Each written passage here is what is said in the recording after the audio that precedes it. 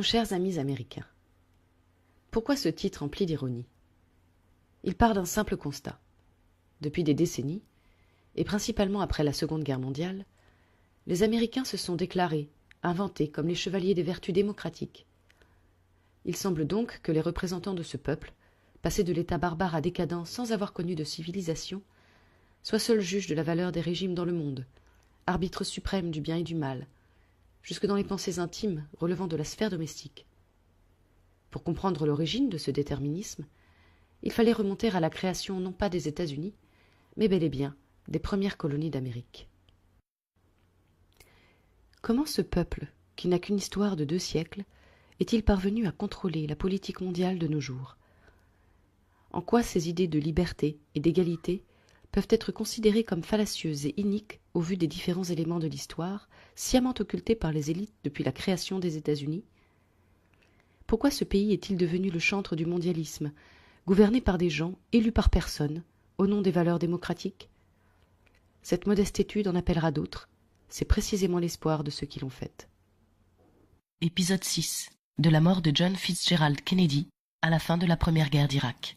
Ce qu'on peut retenir néanmoins dans cette affaire de l'assassinat de Kennedy, c'est que il est à peu près certain que Kennedy avait pris quelques dispositions avant sa mort, avait eu des dialogues notamment avec son père, où son père l'avait prévenu que s'il faisait ça, il serait assassiné, il le liquiderait.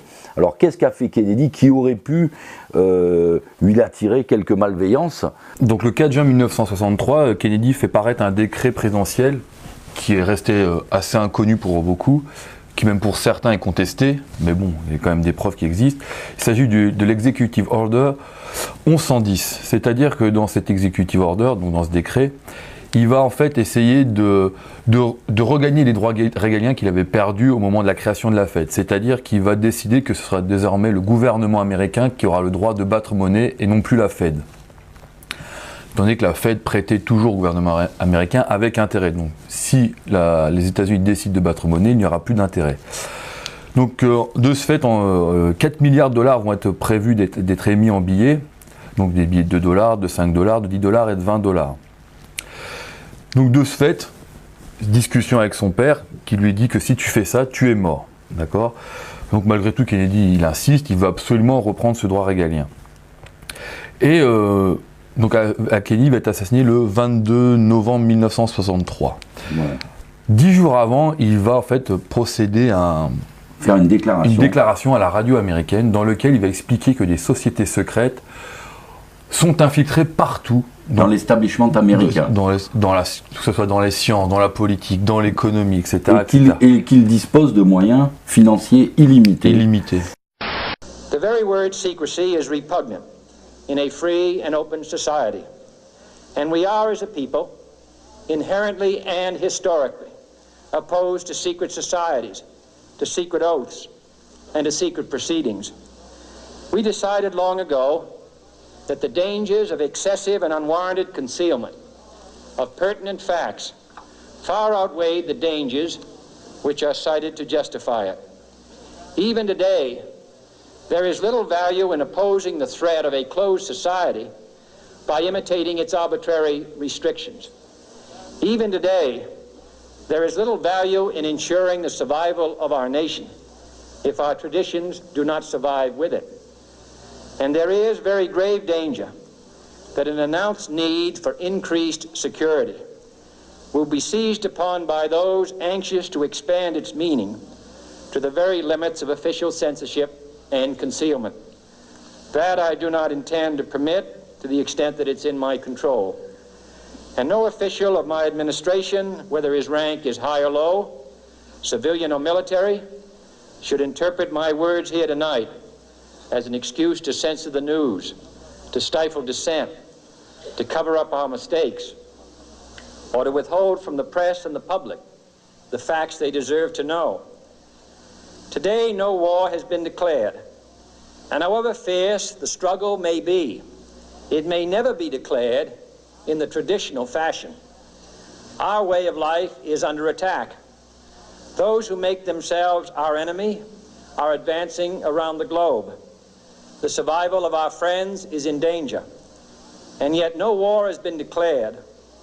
No borders have been crossed by marching troops. No missiles have been fired. If the press is awaiting a declaration of war before it imposes the self-discipline of combat conditions, then I can only say that no war ever posed a greater threat to our security. If you are awaiting a finding of clear and present danger, then I can only say that the danger has never been more clear, and its presence has never been more imminent. It requires a change in outlook, a change in tactics, a change in missions by the government, by the people, by every businessman or labor leader, and by every newspaper.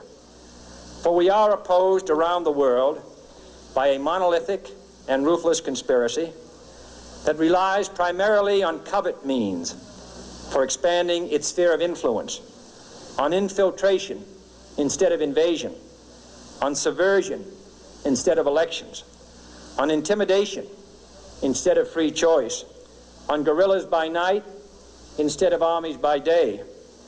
It is a system which has conscripted vast human and material resources into the building of a tightly knit, highly efficient machine that combines military, diplomatic, intelligence, economic, scientific, and political operations. Its preparations are concealed, not published. Its mistakes are buried, not headlined. Its dissenters are silenced, not praised. No expenditure is questioned, no rumor is printed, no secret is revealed. It conducts the Cold War, in short, with a wartime discipline no democracy would ever hope or wish to match. Nevertheless, every democracy recognizes the necessary restraints of national security. And the question remains whether those restraints need to be more strictly observed if we are to oppose this kind of attack as well as outright invasion. For the facts of the matter are that this nation's foes have openly boasted of acquiring through our newspapers information they would otherwise hire agents to acquire through theft, bribery, or espionage. That details of this nation's covert preparations to counter the enemy's covert operations have been available to every newspaper reader, friend and foe alike. That the size, the strength, the location, and the nature of our forces and weapons, and our plans and strategy for their use, have all been pinpointed in the press and other news media to a degree sufficient to satisfy any foreign power, and that in at least one case, the publication of details concerning a secret mechanism whereby satellites were followed required its alteration at the expense of considerable time and money. Alors curieusement, c'est ceux qui veulent dire on a assassiné Kennedy parce qu'il aurait essayé de supprimer le privilège de la Fed, alors sont des complotistes, on vous prévient de suite, donc faut pas le dire, donc nous on vous le dit pas, on dit simplement il a fait ça, on ne sait pas si c'est pour ça qu'il a été assassiné, et de toute façon si on pense qu'il a été assassiné pour cette cause ou une autre, ou pour l'allocution qu'il a faite, ça les faits sont avérés, il l'a fait. Après maintenant les gens, on peut penser effectivement qu'il a reçu une balle en avant, en arrière, c'est indiscutable, mais qu'il n'y a qu'un tueur, si on veut bien. On se rappellera aussi également... C'est un dérangé communiste. Hein, c'est un communiste qui l'a tué. Ouais, les affreux communistes. C'est un affreux communiste. Bon, on se rappellera quand même, pour l'anecdote, que celui qui était chargé de sa surveillance à l'époque, c'était George Bush père, comme par hasard, et que tout le trajet avait été changé, ça c'est certain, et qu'on lui a enlevé, on lui a enlevé tous les systèmes de sécurité dans le secteur où il a été assassiné. Voilà. Bon, c'est un fait, il n'est pas discutable. Maintenant, pourquoi Kennedy a été assassiné? Est-ce que c'était vraiment une légende? Est-ce qu'on en a fait une légende après? Parce que c'était la voie de la liberté, c'était la jeunesse, etc. Et puis il avait une belle maîtresse aussi. Il avait gagné la crise de Cuba. Ouais, puis il était sorti à peu près les fesses propres dans la crise de Cuba. Dans cette crise de Cuba, où on va commencer à voir émerger un personnage sur la scène américaine qui s'appelle Henry Kissinger. Donc Henry Kissinger, on va vous faire un peu son CV parce qu'il est assez exceptionnel. Donc c'est un peu le colonel House des années 60-70. C'est le même. Bon alors, d'abord, il n'est pas né aux États-Unis, il est né en Allemagne. Il est juif allemand de naissance et il émigre aux États-Unis en 1938 pour fuir les persécutions nazies. Il est naturalisé en 1943 et comme par hasard, il est à Harvard, cette école dont on parlait, et peut-être on en reparlera, de formation des élites, où à l'intérieur il y a également des sociétés secrètes pour quelques initiés qui deviennent à ce moment-là intouchables, comme ont été la famille Bush. Lui va être en matière d'intouchable, c'est assez extraordinaire parce qu'il aura déclenché pas mal de guerres, il aura eu le privilège d'avoir le prix Nobel, c'est le dernier prix Nobel vivant actuellement, le plus vieux prix Nobel encore en vie, et en même temps, il a fait l'objet d'un mandat d'arrêt en France, il s'est barré, parce qu'on voulait le questionner sur certains petits bonhommes. Ce qui est intéressant, c'est qu'il a quand même le prix Nobel suite à la guerre du Kippour, où il avait manipulé les Israéliens et les Syriens. Il a manipulé tout le monde, les Égyptiens également. Les Égyptiens, c'est-à-dire que cette guerre, on ne va pas reparler de la guerre du Kippour, puisque les Américains, eux, sont un événement un petit peu caché de cette affaire, et chacun... On y reviendra un peu. Voilà. On sait que de toute façon, Henry Kissinger faisait partie était membre permanent du club Bilderberger, de l'Institut Aspen. Il est membre du Bohemian Club, ça vient de son affiliation à Harvard. Il fait partie du Centre for Strategic International Studies, c'est un think tank dans lequel dont on a réentendu parler au moment de l'affaire Kerviel, puisque Madame Lagarde et Monsieur Robert Day en faisaient également partie du CSIS. On sait que Monsieur Kissinger a une vie un peu volage, et en fait il s'est remarié curieusement avec une goye, parce que c'est la communauté juive qui l'a reproché, et en plus il s'est marié un samedi, ce qui était absolument scandaleux. Cet étrange personnage qui reçoit le prix Nobel de la paix, dans des documents déclassés, on vous mettra si vous voulez à disposition les éléments, où il dit à Richard Nixon, je m'en excuse, ce sont les propos de Kissinger, Monsieur Kissinger dit: bâtard de juifs, y a-t-il un seul peuple dans le monde qui soit aussi égoïste que les juifs? Point d'interrogation, aucun. Donc voilà à peu près le personnage assez curieux, où on voit que une fois qu'il s'est affranchi, c'est pour ça qu'il faut bien éviter souvent les digressions en se disant moi je fais partie de tel groupe ethnique, de telle religion. Voilà, vous avez le stéréotype du personnage qui, à partir du moment où il est dans des cercles très très privés, malgré tout, vraiment spéciaux, très élitistes, se permet un tel langage sans avoir aucun autre problème. On sait que le 1er mars 1973, on a également l'enregistrement, maintenant il a été déclassé, où il dit: soyons réalistes, l'émigration des Juifs d'Union soviétique n'est pas dans les objectifs de la politique étrangère américaine, et s'ils envoient des Juifs dans les chambres à gaz en Union soviétique, ce n'est pas le problème des États-Unis, c'est peut-être un problème humanitaire. Voilà les déclarations de ce monsieur Kissinger, qui est quand même prix Nobel de la paix. Voilà, ça nous donne à peu près un ordre de valeur, puisque Obama est également prix Nobel de la paix. Ça fait partie du grand décorum. Wilson, qui avait dû déclarer la guerre à 8 pays, a été également prix Nobel de la paix. Donc ça, c'est la poudre aux yeux. Les élites, eux, sont au-dessus des lois. Ils ont l'agrément de cercles très privés, et ils peuvent même se permettre des libertés de parole qui sont indécentes. Voilà ce qu'on veut dire. Donc ce personnage de Henry Kissinger, le nouveau colonel House, et qui émerge directement après la mort de Kennedy, c'est là où il rentre dans l'administration Nixon. Alors il y a la partie où il y a le vice-président qui prend, c'est Johnson qui prend... qui est même réélu après.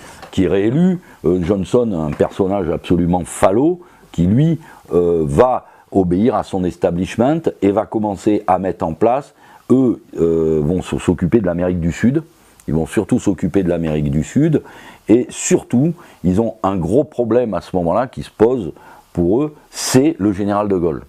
C'est-à-dire qu'à partir de la mort de Kennedy, ils arrivent assez facilement, tout le monde sait que c'est eux qui ont mis en place Pinochet, c'est eux qui ont mis en place Noriega, c'est eux qui ont mis, qui ont mis en place. Alors, il y a un document déclassé, l'Agence centrale de renseignement, par exemple, a été impliqué dans les opérations de trafic de drogue dans le monde entier, dans l'affaire, par exemple, Iran-Contra, en vertu de laquelle les miliciens faisaient de la contrebande de cocaïne aux États-Unis avec la bénédiction de la CIA, et après, c'était transformé en crack à Los Angeles.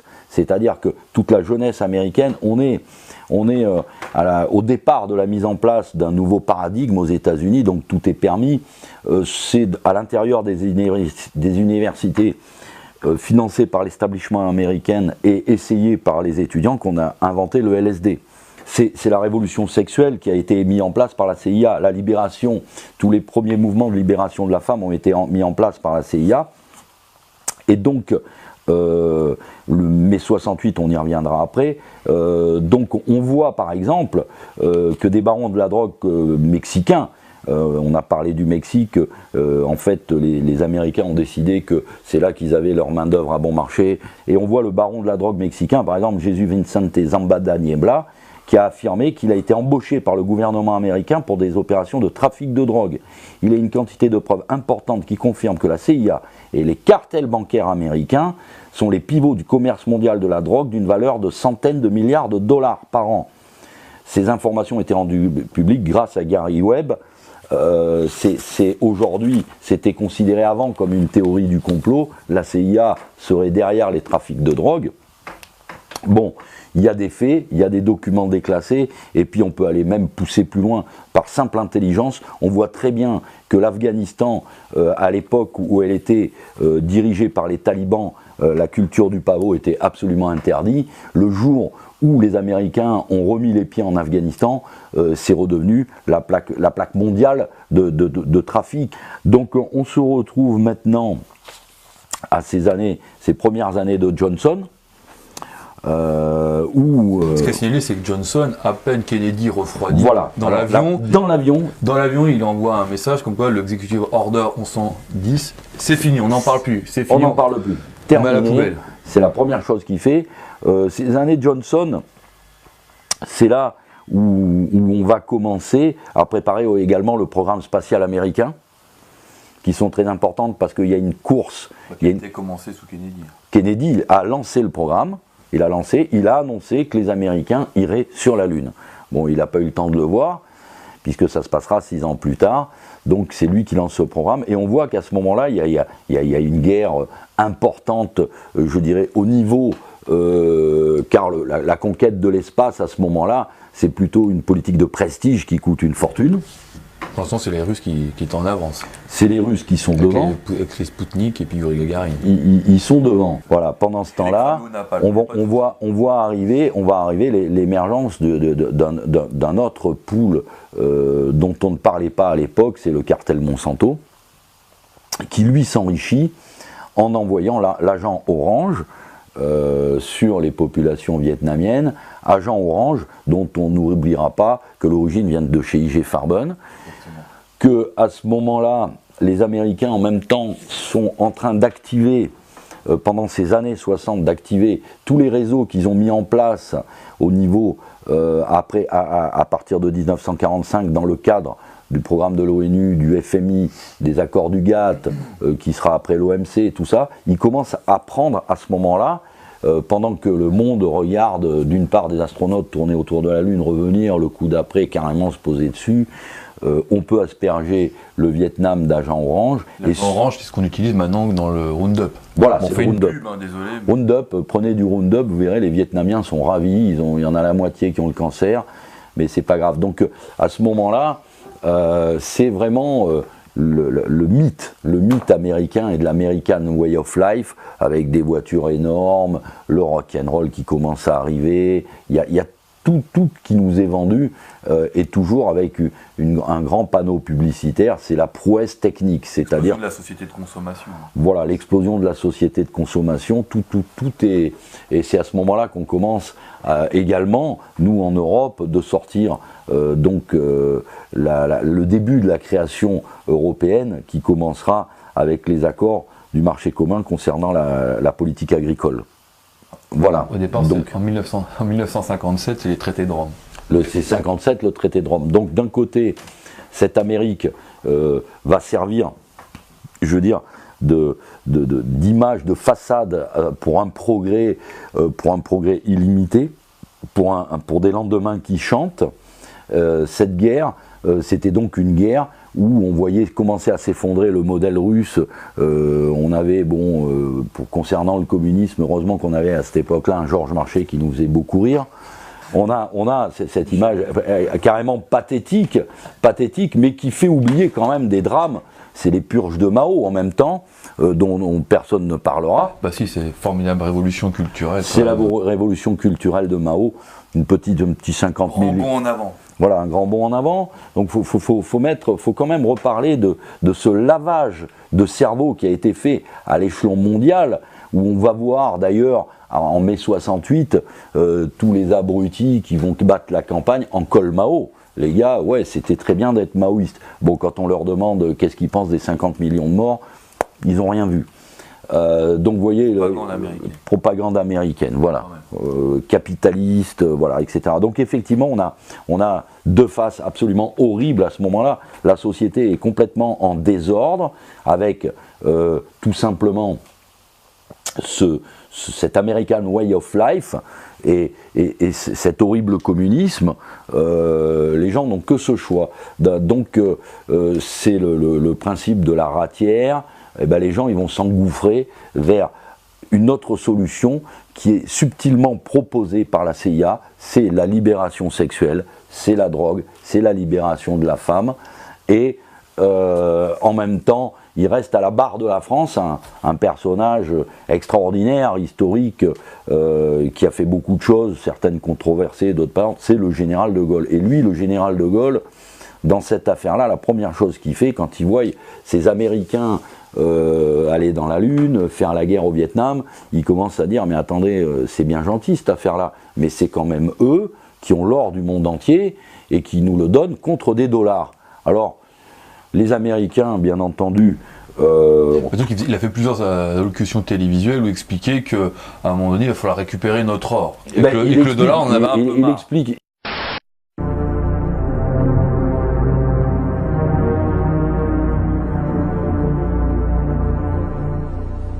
Le fait que beaucoup d'États acceptent par principe des dollars au même titre que de l'or pour les règlements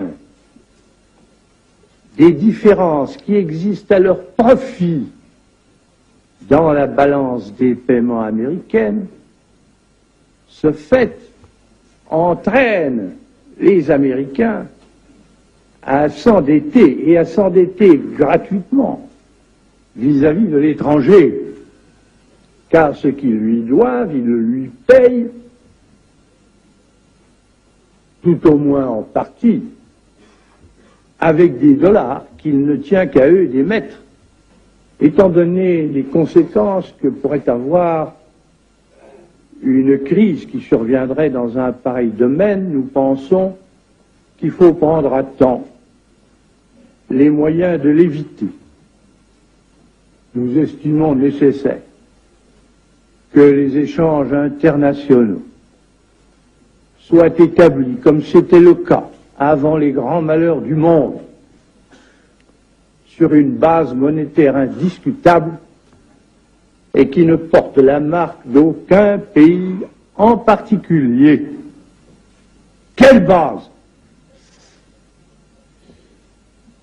En vérité, on ne voit pas qu'il puisse y avoir réellement de critères, d'étalons autres que l'or. Et demande, aux Américains, il n'y a pas de problème, 35 dollars l'once d'or, renvoyez-moi mon or, et voilà, 35 dollars une once, voilà. Alors les Américains, au début, comme d'habitude, je veux dire, on nous voit, petit de Gaulle, voilà, seulement il y a juste un problème, c'est que, rapidement, ils ont commencé à grincer des dents. Et du coup, il accumule, il sort de l'OTAN. Ah oui, alors l'histoire de l'OTAN, c'est autre chose. Ouais, mais bon, voilà, il appelait ça le machin. Ouais, c'était le machin. L'ONU. L'ONU, c'est le machin, l'OTAN, c'est le bidule. Enfin, je veux dire, il était vraiment pas très amoureux des Américains. La question qui se pose pendant cette guerre du Vietnam, c'est en échange, je dirais, de la lobotomisation des masses, je veux dire, parce qu'on les lobotomise avec cette société de consommation, avec cette illusion d'égalitaristes communistes, et on leur dit, écoutez, vous allez profiter justement de ce vent de liberté, et c'est là où tout le monde s'engouffre et s'émancipe, voilà. Cette émancipation va être la cause des événements de 68. Donc, se passer mettre dans l'effet de créer des révoltes, des révolutions dans les pays qui commençaient à les gêner. Voilà. Donc, cette société, cette American Way of Life, avec la CIA toujours en fer de lance, qui fournit à toute la jeunesse autant de drogues qu'ils veulent, qui va jusqu'à s'occuper de financer des parutions pour les femmes, etc.,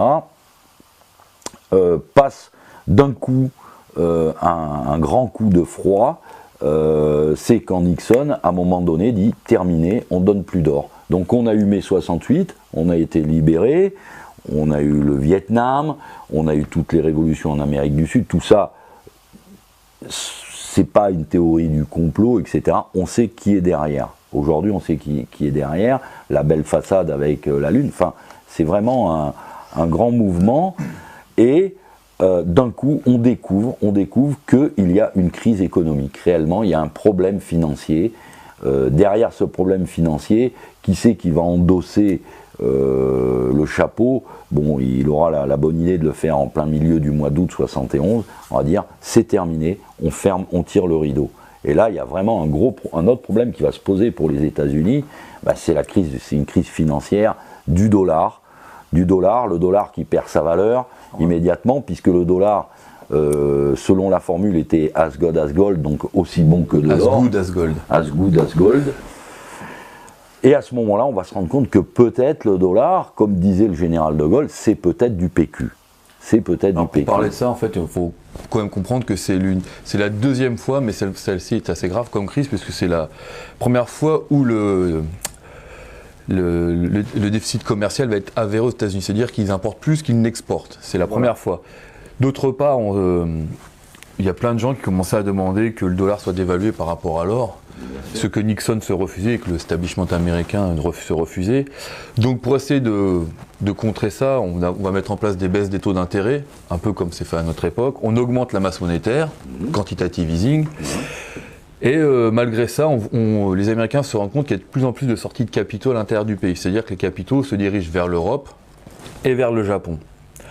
Donc, comme tu as dit, en août 1971, on fait les accords dits de Smithsonian, excusez-moi. Et en fait, ces accords, ils vont être soufflés plus ou moins par les agents de la City, c'est-à-dire par les banques Warburg et Rothschild. Pourquoi? Parce qu'en fait, ça va permettre non seulement d'émettre autant de dollars que l'on veut sans qu'il y ait talon, voilà, sans contrepartie. Et surtout, ça va être les vannes ouvertes pour toute la spéculation, c'est-à-dire qu'on a de l'argent à foison qui ne coûte rien. Qui va en fait, c'est la première fois, on va mettre en place. Et on va monétiser la dette. Voilà, ce que je veux dire, on privatise les bénéfices et on nationalise les pertes. Donc voilà. Alors malgré ça, les capitaux ne reviennent pas aux États-Unis. Il va y avoir le Watergate qui va arriver.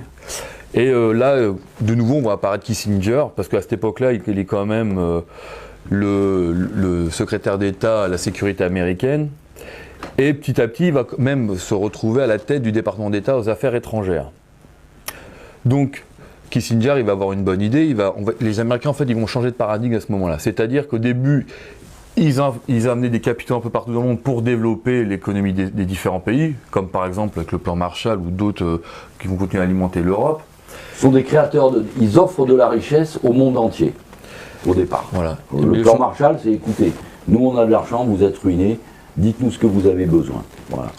Et ce changement de paradigme, il se fait maintenant, Kissinger va dire maintenant on va plus développer, on va contrôler l'économie mondiale. Voilà. On n'a plus besoin d'eux, on va se servir.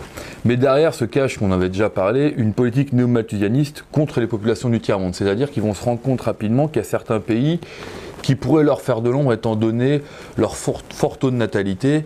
Et les ressources naturelles dont ils disposent. Voilà, que ces ressources naturelles, ils allaient moins, les Américains allaient en avoir besoin, donc il ne fallait surtout pas que ces pays commencent à avoir une explosion démographique, sinon ils allaient manquer de ressources naturelles aux États-Unis. Donc malgré tout ça, je dis que les capitaux ne revenaient pas forcément, les accords de Smithsonian ne permettaient pas aux capitaux de revenir aux États-Unis. Donc Wall Street et la City, ils vont préparer une contre-attaque, et cette contre-attaque, elle va se faire en Suède, à Saltsjöbaden en mai 73, donc c'est fait une réunion des Bilderberger. Et à cette réunion des Bilderberger, il y a Walter Levy qui va annoncer, soudainement comme ça, tout le monde, que de toute façon, le pétrole allait augmenter de 400%. Donc certaines personnes sont étonnées. Et que ce fait-là allait changer la balance des paiements des pays importateurs. Donc les pays du tiers-monde allaient être en grosse difficulté, ce qui allait permettre de contrôler leur politique. Donc je rappelle Kissinger veut contrôler à partir de maintenant l'économie mondiale et la politique des pays. Et bien sûr, ça allait augmenter les réserves de change dans les pays producteurs de l'OPEP. Je vous rappelle, l'Arabie Saoudite est quand même un allié depuis la Seconde Guerre mondiale des États-Unis. Donc, une nouvelle fois, on met en place le pétrole, qui est l'arme favorite des financiers, pour pouvoir contrôler le monde et pour porter des coups aux autres nations. Donc, pour lancer ce plan, donc ce choc pétrolier, il fallait absolument, comme d'habitude, une justification, une raison. Oui. Et là, Kissinger allait de nouveau entrer en jeu. Il entretenait de très bonnes relations avec l'Israël, très bonnes relations avec l'Égypte, très bonnes relations avec la Syrie. Donc il va monter un micmac entre les deux en faisant croire que l'un allait attaquer l'autre, etc. Donc le 6 octobre 1973, s'est déclaré la guerre du Kippour. Donc dans la guerre du Kippour, comme les Égyptiens et les Syriens vont attaquer par surprise les Israéliens, mais bon, très rapidement, du fait de la supériorité des armées israéliennes, ça va encore se renverser. Et surtout, alors il y a un dossier à lire et qui est d'actualité concernant la Syrie, c'est que curieusement, les Égyptiens sont restés l'arme au pied, ce qui a permis aux Israéliens de se concentrer sur les Syriens. Et je pense que les Syriens maintenant n'auront plus jamais confiance dans les Égyptiens après ce coup tordu, on dira. Parce que en fait, ils ont reculé, ils se sont quasiment pas battus, quoi. Hein. Je veux dire, l'Égypte, Israël s'est pas battu, tout a été concentré sur la Syrie. Donc de ce fait, en réaction, bien sûr, les pays arabes vont être assez solidaires les uns envers les autres. Donc, sous ordre, bien sûr, de Kissinger, les pays arabes de l'OPEP augmentent leur prix et en plus baissent leur production de pétrole. Ouais. En sous-main, les USA vont passer un nouvel accord avec l'Arabie Saoudite pour qu'ils recyclent leur afflux de dollars qui va arriver dans le déficit du gouvernement états-unien. Ils ont surtout, d'abord un petit peu avant, imposé la convertibilité du pétrole en dollars. C'est le pétrodollar, la création du pétrodollar. C'est-à-dire que dorénavant dans le monde, un baril de pétrole se chiffrera en dollars et on ne pourra l'acheter et le vendre qu'en dollars. Ce qui permet de recycler cet excès de monnaie. Et curieusement, c'est pour ça qu'on verra qu'après que tous les pays qui ont voulu vendre du pétrole autrement qu'en dollars se sont retrouvés dans l'axe du mal, bien entendu. Une fois qu'on a réussi à imposer le pétrodollar, il ne manque plus qu'à faire remonter le prix du pétrole et la masse mondiale de pétrole qui coûte 4 fois plus cher permet de recycler 4 fois plus de dollars, si on peut le résumer comme ça. Les Américains savaient, parce qu'ils avaient fait toutes les projections, que cette politique allait créer des famines dans le monde entier, allait complètement ruiner tous les pays en voie de développement. C'est-à-dire qu'il y avait les pays du tiers-monde, on a vu apparaître les pays du quart-monde. Voilà. Et puis alors on a essayé de trouver différents adjectifs pour expliquer pourquoi. Ce qui va également projeter certains pays plus près de l'idéologie communiste, plus près de la Russie. Le Nigeria, alors le Nigeria, il s'est passé quelque chose d'encore plus abominable dans ces années-là, c'est qu'on a trouvé du pétrole, au Biafra. Et là, on a assisté par exemple au génocide du Biafra. C'est tout simplement que ces pauvres Biafrais qu'on a vu mourir de faim tous les jours aux actualités télévisées, hein, dans les années 70, c'était des gens qui avaient eu surtout le mauvais goût de vivre sur une zone pétrolifère. En fait, comme d'habitude, dans ces cas-là, ces pays du tiers-monde qui viennent des pays du quart-monde, donc où le chômage, enfin on n'entend même pas parler du chômage parce que ces gens n'avaient même pas de travail. En revanche, leur dette ne cesse d'augmenter. Donc c'est là qu'entre en scène un nouvel allié, c'est-à-dire le FMI et la Banque mondiale, qui vont dire écoutez, nous on peut vous aider, mais on vous prête de l'argent, bien sûr à taux d'intérêt, Donc cette Banque mondiale, FMI, c'est l'arme favorite à partir de là, de ces financiers, puisqu'il va leur permettre en fait de contrôler la population, puisqu'ils vont passer des accords. On vous prête de l'argent, mais nous, on vous impose certaines règles à suivre qui sont bien sûr, par exemple, on va leur imposer des choses qu'ils ne connaissent pas. Les vaccins, on va leur montrer la pilule, on va leur montrer plein de choses comme ça qu'ils ne connaissaient pas.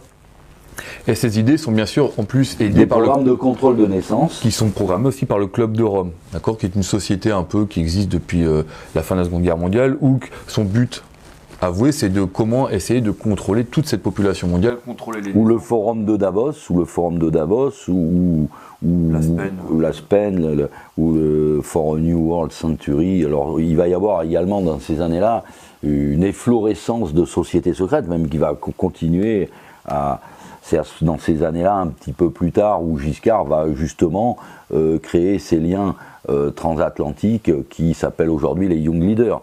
Il y a toute une mise en place, justement, on prépare le 21e siècle, donc...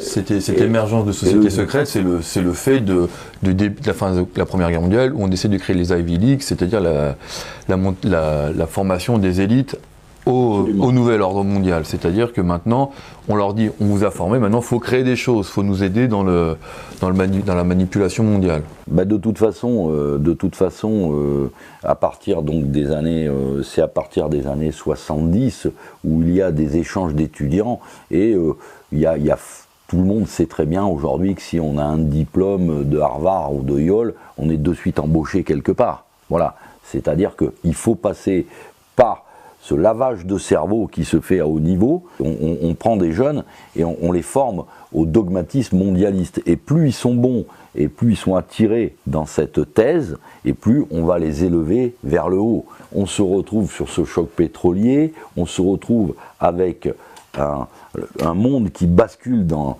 la pauvreté extrême, et un Occident, on est encore dans les 30 glorieuses, on est en plein. C'est la fin. C'est la fin des 30 glorieuses. Et en plus de cette crise pétrolière, en juin 1973, il y a un événement qui est important, c'est la création de la trilatérale. Oui. Et c'est l'apparition d'un nouvel homme fort, Brzezinski. Alors Brzezinski, c'est... il y a un livre qui est important, c'est Le Grand Échiquier, qui a été écrit dans les fin des années 90, mais qui relate un peu tout ce qui va être mis en place. Les aventures du personnage. Ouais, qui relate un peu ce qu'il a mis en place depuis les années 70, et à travers surtout la trilatérale, et son aide pour que... Carter, merci. Donc en fait, Brzezinski n'est pas très original parce qu'il va reprendre toutes les thèses de Mackinder qui avaient été élaborées à la fin de la Première Guerre mondiale, dans lesquelles clairement il y a deux choses. Il faut un empire informel, c'est-à-dire qu'on crée un empire économique, comme ça on n'a pas besoin de faire des colonies. On peut travailler dans l'ombre et on n'est pas forcément au devant de la scène. S'il y a un problème, c'est pas nous qui prenons les pots cassés. L'avantage, le système va être de créer des traités économiques pour phagocyter les systèmes. C'est-à-dire, on contrôle, c'est la théorie, c'est un mélange de la théorie de Kissinger, vu qu'on contrôle la monnaie, vu qu'on contrôle l'énergie, vu qu'on contrôle la nourriture, les traités qui en découleront couleront forcément dans nos caisses. Voilà, si on peut résumer la chose. Et l'autre thèse importante de Mackinder, et que Brzezinski met en avant surtout dans Le Grand Échiquier, c'est le contrôle de l'Eurasie. Et ce contrôle de l'Eurasie, on le retrouve encore à notre époque avec la crise ukrainienne. C'est la question ukrainienne. Donc voilà. C'est empêcher l'émergence d'un concurrent au leadership américain, tout simplement. Donc pour contrôler, c'est ça, il faut contrôler la France, l'Allemagne et la Russie. Brzezinski, là, il crée ce qu'on appelle le management par les crises. C'est-à-dire qu'on crée de l'agitation, on crée des crises artificielles, on fait intervenir des spécialistes dans les différents médias pour justifier qu'il va y avoir besoin d'une intervention, bien sûr américaine, pour pouvoir gérer ce conflit. Sauver la liberté. Voilà. Donc en fait le but de la trilatérale aussi et de Kissinger et de tous ces hommes qui sont influents, c'est de faire croire au monde que sans les États-Unis, le monde plongerait dans un chaos épouvantable. Et que vraiment ils sont indispensables à la survie du monde. Vraiment, il y a eu deux moments importants, je dirais, entre la mort de Kennedy et l'arrivée de la financiarisation du système à partir des années 80. Il y a eu tout cette efflorescence de sociétés, de pensées, de think tank, etc., vont tous commencer à préparer justement ce monde à une fatalité, c'est l'émergence d'une nouvelle économie, d'un nouveau paradigme qui fait que si on veut absolument le bonheur universel, eh bien il faut souscrire à ces dogmes économiques, politiques, géopolitiques, et on va commencer également à mettre en place la mondialisation du commerce. C'est-à-dire que l'OMC, elle, décide que dorénavant, tous les pays doivent mondialiser leur commerce. La conséquence de cette mondialisation du commerce qui devait apporter le bonheur, on la connaît, elle est très simple, c'est qu'en fait, on a transformé des pays comme la France en désert industriel, en désert économique. En plus, c'est dans les années 80 où on se rend compte que l'argent circule tellement vite que les industriels n'ont aucun moyen de construire de vraies industries qui vont perdurer. On cherche à faire de l'argent avant tout, on ne cherche pas à garder les emplois, on ne cherche pas à construire des industries, à construire un tissu économique viable, on cherche à faire de l'argent. Voilà, c'est ce qu'on ça s'appelle, c'est qu'on rentre dans la phase de financiarisation du système qui va être le cancer qui va suivre. Et ça correspond en même temps à la montée en puissance de la Silicon Valley à l'ouest des États-Unis. Exactement, c'est-à-dire que à partir du moment où les États-Unis ont imposé ce système, on a vu les marchés financiers gonfler.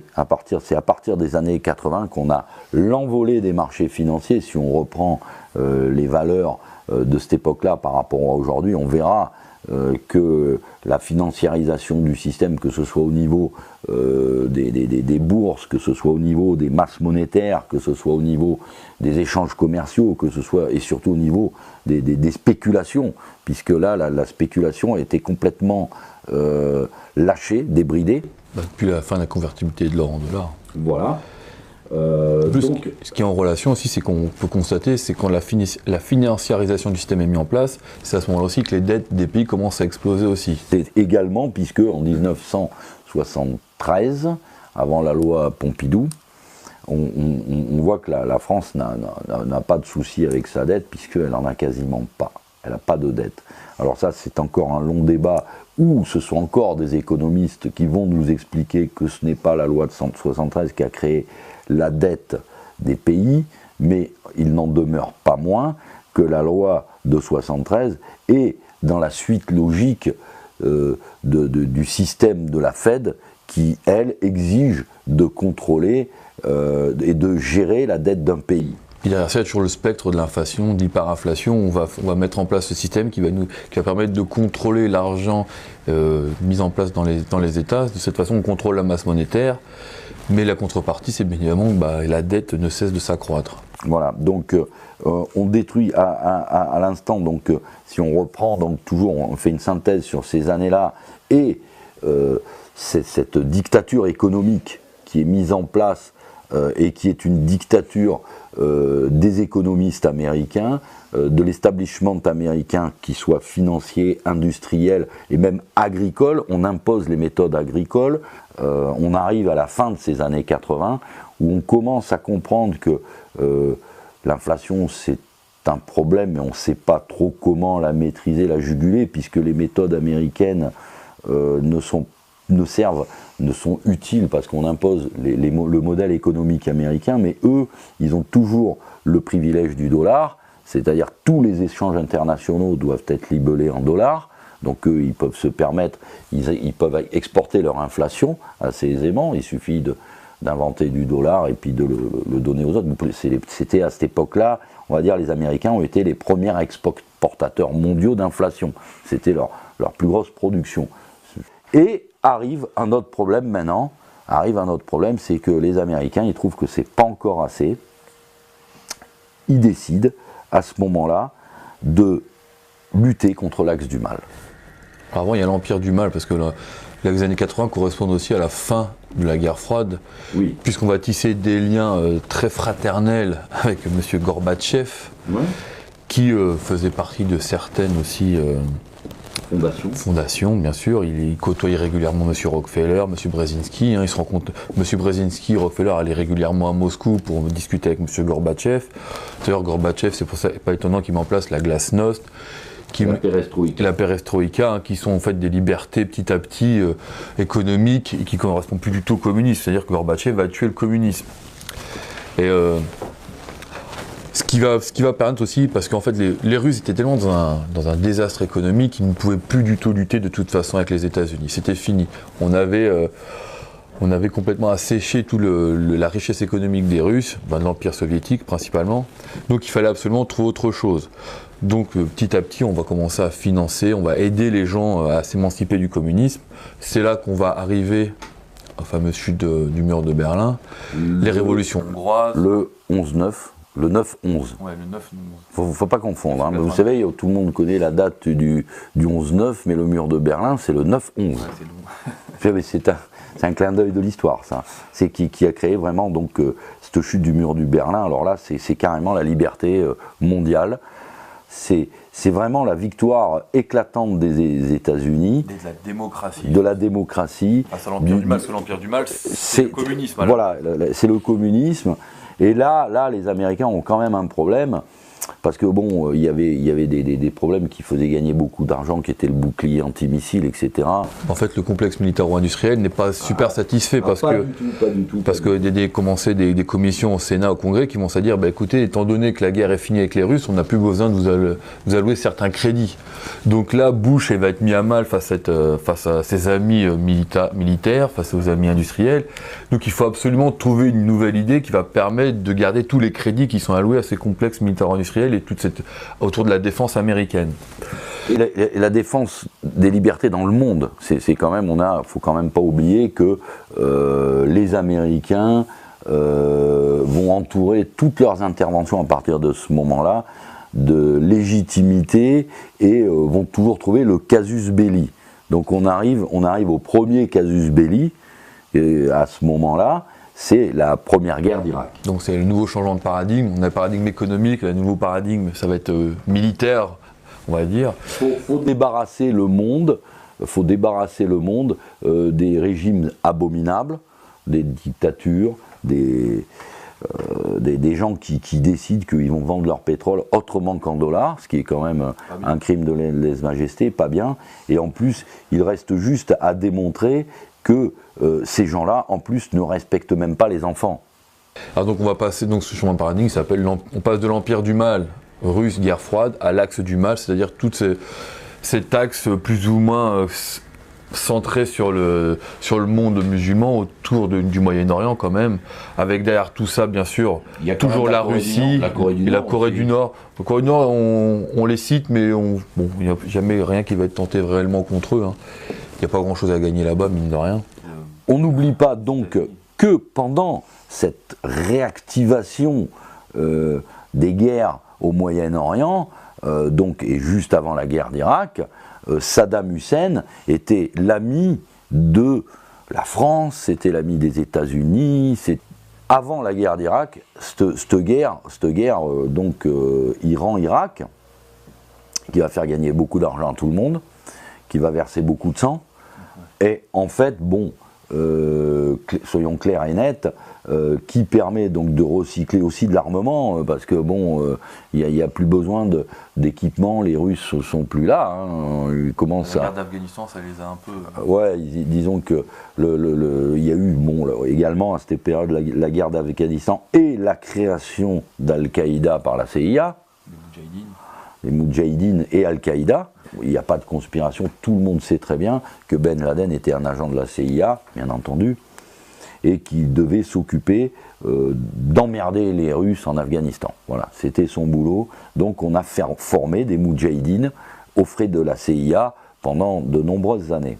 D'ailleurs, Saddam Hussein a compris que ses chers amis américains et français étaient là pour l'aider, et on l'a beaucoup aidé pendant sa guerre contre l'Iran. Et voilà que d'un coup, d'un seul, le départ de cette guerre d'Irak, il y a une anecdote quand même. Il y a un problème, c'est qu'en fait, il y a un tout petit État, le Koweït, qui était sous protectorat britannique pendant des années, hein, parce qu'à la base, quand même, à la suite du démantèlement de l'Empire ottoman, le Koweït faisait quand même partie de l'Irak. Oui. C'est-à-dire que l'Irak, c'est tout petit. Hein. Oui. D'accord. Mais bon, il y a beaucoup de pétrole en Koweït quand même. Donc il va y avoir un problème, c'est que sur la frontière d'Irak du Koweït, il y a ce qu'on appelle un champ pétrolifère qui est Rumaila, la prononciation, je ne suis pas certain. Et ce champ va être à l'origine du conflit parce qu'en fait, quand les Anglais sont partis, il y avait toujours cette frontière qui était très mal définie entre les deux pays. Or, ce champ se trouvait vraiment à cet endroit-là. Donc, les deux pays vont revendiquer l'appartenance de ce champ pétrolifère.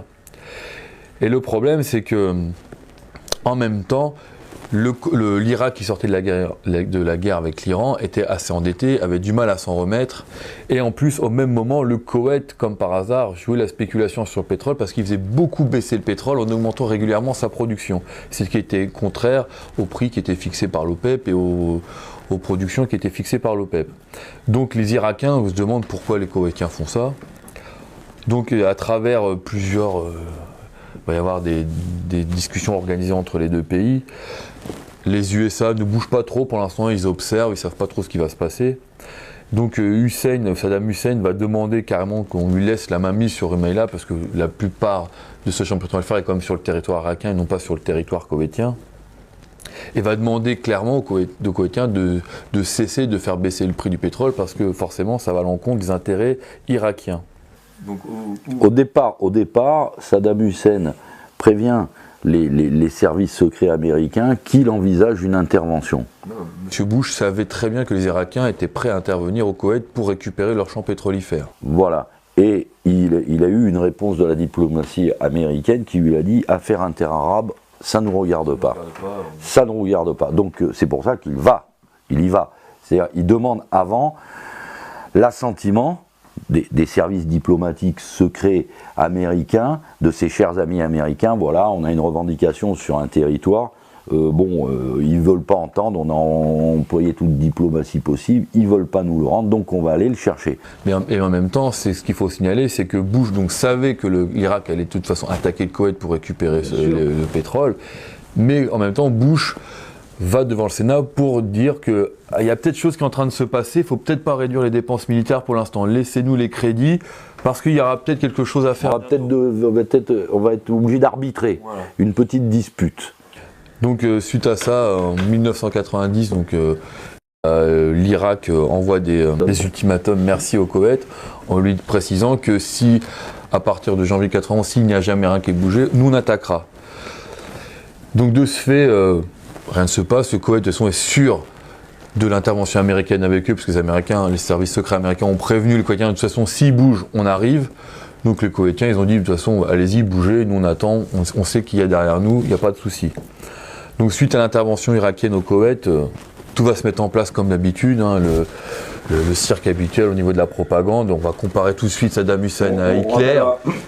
On rappellera quand même qu'il est démontré aujourd'hui que la scène passée en boucle dans les télés du monde, le témoignage de cette soi-disant infirmière de crèche et un témoignage qui a été monté par une agence de publicité, et que la fille en question, c'était la fille d'un ambassadeur et n'avait strictement rien à voir avec cette fameuse témoignage de la femme qui pleure en disant les Irakiens ont jeté les bébés par terre. While I was there, I saw the Iraqi soldiers come into the hospital with guns. They took the babies out of the incubators. Took the incubators and left the children to die on the cold floor. The U.S. public is outraged. The result? Support for land war zooms. It's a turning point. Desert Storm is launched. Pour continuer sur la propagande, on va bien sûr monter en épingle toute cette comédie autour de Saddam Hussein. On va comparer l'Irak à l'Allemagne, comme l'Allemagne qui avait attaqué la Pologne en septembre 1939. Hussein, qui dit tout à l'heure, est comparé à Hitler, voire pire, qui va utiliser lui des boucliers humains pour se protéger et pour éviter les bombardements. Alors, Saddam Hussein, lui, dans un premier temps, il hésite quand même, il se pose la question, est-ce qu'on arrête, on continue, on ne sait pas trop. Et En fait, il va rester sur ses positions parce qu'il pense, lui, dans ce fort intérieur, étant donné qu'il était anciennement l'allié des États-Unis, il se dit qu'on va réussir à discuter, on va trouver un terrain d'entente.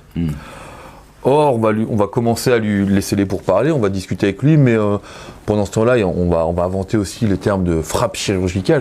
Donc l'ONU, là, il y a la grosse coalition mondiale qui va se mettre en place, donc démonstration de force des Américains qui envoient quand même 400 000 hommes sur le territoire d'Arabie Saoudite. Donc l'objectif avoué aussi des Américains dans cette partie du monde, c'était de commencer à créer des bases militaires qui allaient assurer également l'approvisionnement en pétrole américain. Et que le but aussi, c'était de contrôler cette partie du monde qui, pour l'instant, était connue comme la plus grande région pétrolifère mondiale, qui était capable d'alimenter le plus rapidement le monde en pétrole. Donc cette guerre, malheureusement pour les Irakiens, elle va se finir assez rapidement, parce que de toute façon, les Irakiens n'ont pas une armée... Ils n'ont pas grand-chose, les pauvres. Hein. Ils ont quelques armements qui leur restent de la guerre d'Iran. Et une matériel militaire qui avait été fournie par les Américains. Avant l'attaque, il ne faut pas oublier cet événement très important. C'est la première fois qu'on voit le président des États-Unis annoncer l'émergence du nouvel ordre mondial. We have before us the opportunity to forge for ourselves and for future generations a new world order. A world where the rule of law, not the law of the jungle, governs the conduct of nations. When we are successful, and we will be, we have a real chance at this new world order, an order in which a credible United Nations can use its peacekeeping role to fulfill the promise and vision of the UN's founders. Là, on pourrait dire que c'est la date de baptême de ce nouvel ordre mondial, dont personne ne sait d'où il vient, par qu'est-ce qu'il a pour père et pour mère, quoi. C'est cette espèce d'avatar, on va appeler, ce nouvel ordre mondial, c'est un avatar. Et là, par contre, on a sa date de naissance aux yeux de tout le monde. Pour quelques initiés ou quelques curieux, c'était énoncé bien avant. Mais là, le président des États-Unis, il leur dit tous ensemble, on pourrait se poser la question, mais pourquoi on annonce un nouvel ordre mondial au cours de cette guerre? C'est un message codé. C'est aussi la chute du communisme qui permettait de faciliter ce discours-là aussi. C'est en même temps expliquer aux gens que à partir de maintenant, toutes les choses se passeront comme ça, avec l'assentiment de tout le monde. Et il faut, maintenant, on rentre dans cette diplomatie qui sera de plus en plus agressive, que ce soit au niveau des images, des mensonges, des montages, etc. Tout ça, c'est pour qu'il y ait un nouvel ordre mondial. Donc, ils vont là-bas. La guerre dure même pas un mois, hein. De toute façon, l'armée est balayée très rapidement. Et chose inédite, on va garder des bases militaires au Moyen-Orient, mais par contre, on va laisser Saddam Hussein au pouvoir. Pourquoi ? Peut-être qu'on en aura besoin plus tard, je ne sais pas, on n'a pas des certitudes là-dessus. Néanmoins, les bases américaines vont s'installer tout autour du Moyen-Orient, principalement en Arabie Saoudite, qui est l'allié historique des États-Unis depuis la Seconde Guerre mondiale, même depuis la Première Guerre mondiale. Et chose inédite aussi, on va garder un nombre impressionnant d'hommes dans cette partie du monde, à la manière des Anglais à la début du XXe siècle qui avaient envoyé 1 million d'hommes dans les Dardanelles pour protéger les champs de pétrole. Donc une fois cette guerre, mine de rien, qui se finit assez mal, mine de rien, pour même... En queue de poisson, ça se termine en queue de poisson. Et on se retrouve exactement comme avant, comme si, finalement, il y avait un autre boulot à faire. On avait encore besoin de Saddam Hussein. Alors que se termine la première guerre d'Irak en février 1991, on observe déjà les prémices de ce que sera la guerre de Yougoslavie.